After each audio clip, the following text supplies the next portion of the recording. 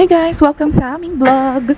So, ayun nga kahapon, di ba, is Father's Day. Sinaselebrate yan ng mga Pilipino kahapon. So, ayun, may ginawang video si Daddy Ollie related dun sa Father's Day. Alam naman niya na hindi talaga ako nag-gift. So, hindi naman siya talaga nag-expect na magbibigay ako ng regalo sa kanya.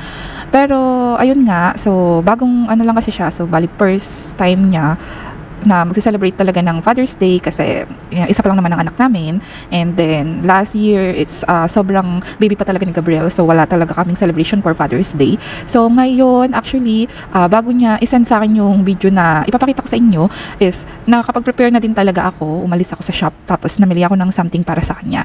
Pero ayun nga, natawa ko kasi yung naggawa siya ng video na i-upload ko daw sa kanyang YouTube channel at saka sa Facebook page.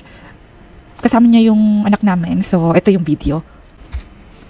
Ayan. So, makikita natin. Bali, piniprepare niya yung, yung Aldo na bag. Tapos, meron siyang box sa loob. So, it's a shoes na binili ko nung nakaraan.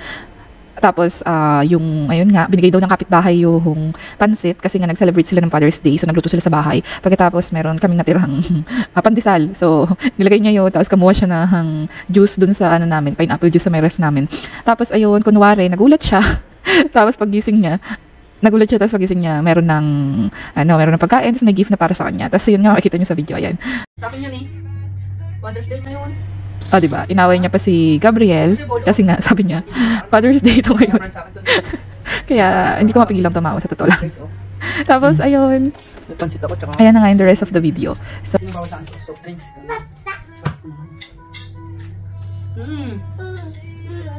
so bali, ayan, as you can see, umalis ako.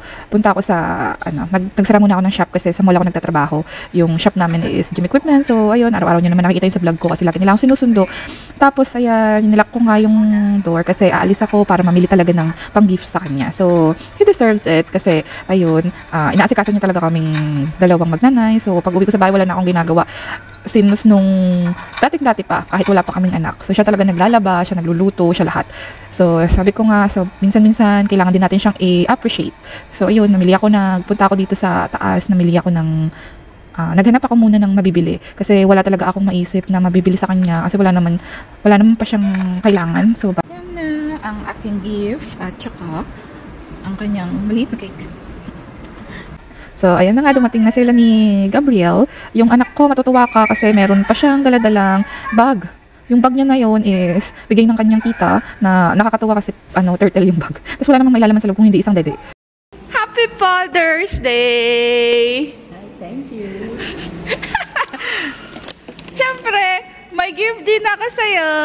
Happy Father's Day! Nirigalawan ko na yung sarili ko kanina eh. Nakita ko nga ay ginagawa mo. May extra.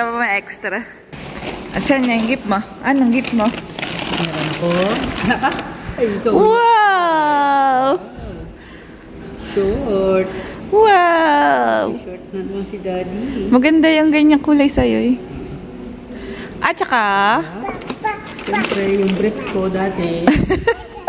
Sira-sira na. Meron na bago. Sinukat mo to? Hindi, medium.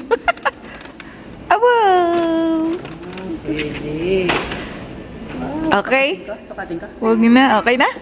Happy? Thank you. Thank you po. Thank you po. Happy si Daddy.